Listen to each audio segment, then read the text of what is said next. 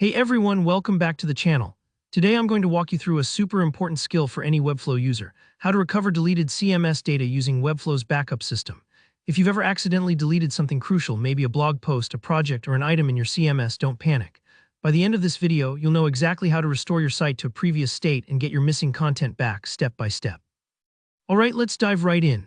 First things first, we'll start by heading over to your Webflow dashboard, and you'll want to open the project where you need to recover your data.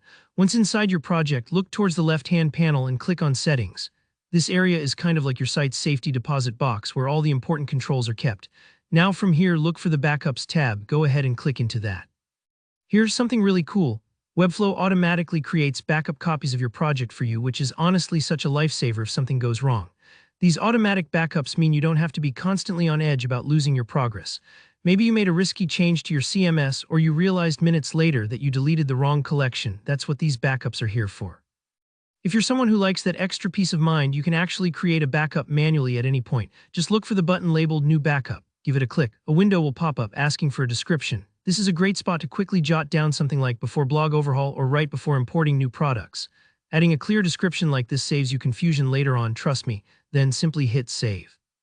Webflow now has a snapshot of your entire project, frozen at this exact moment, so you can come back if you ever need to undo a mistake. But let's say you want to actually recover some deleted data. Here, how you do it. In that same list of backups, find the one that's from just before you lost your CMS data. If you hover your mouse over that backup entry, you'll see a set of 3 little dots appear, almost like a secret menu. Go ahead and click on those dots. From the drop-down, choose Restore Backup. Take a moment here. Webflow will ask you to confirm, because restoring a backup replaces your current project with the state it was in at that backup point. So make sure you really want to bring everything back to that version. If you're sure, click to restore. Now the site will process the changes, and this might take a few moments depending on the size of your project. Don't worry if things pause or you need to take a breath.